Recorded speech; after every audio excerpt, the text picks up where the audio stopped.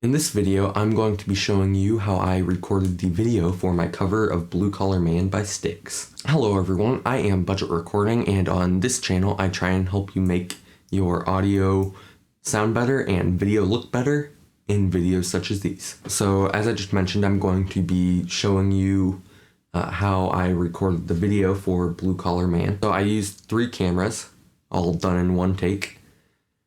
My A cam, which is the main camera, I had positioned in the center, kind of in line with the bass drum and snare, but it was probably more just parallel to the bass, or perpendicular to the heads of the bass drum.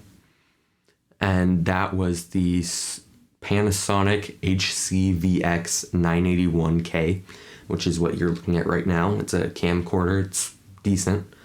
But going back, I probably would have gotten a mirrorless camera or something with interchangeable lenses. For my B cam, which was positioned right over the ride cymbal, I used the Sony RX100.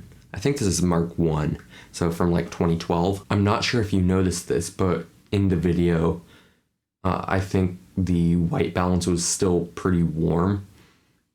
And it's probably my mistake. I probably left this in manual for the entire thing, and the white balance was too warm in that, and so it was very difficult to fix with numerous white balance filters in Kdenlive, which I will get to more in a sec. And then for my C cam, which I had positioned on the snare stand facing the bass drum, I used the DB Power EX5000. It's an action camera from like 2015. It was probably like $50 at the time.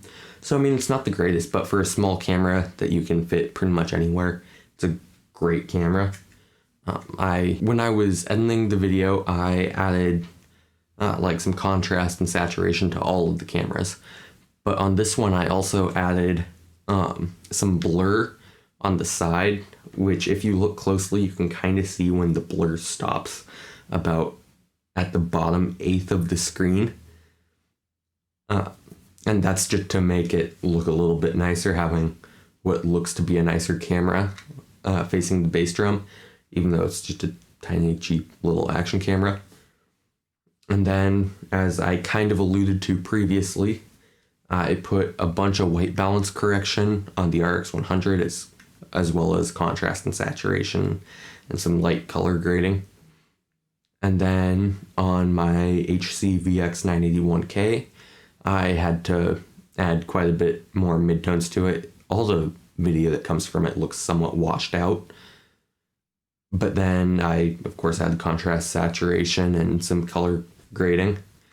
And then I did that in Kdenlive just because I was trying other video editors. But I would honestly just recommend doing it in Shotcut, which I have a video on color correction. I think it's that corner. Maybe it's that corner, but I'm 90% sure it's that corner.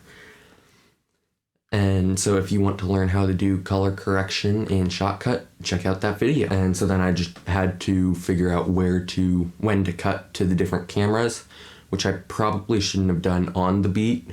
And I should have had a little bit more. I should have done it before something cool happened instead of right when it happened, so you had time to figure out what you were looking at.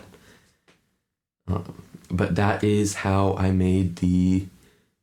recorded the video for my Blue Collar Man cover.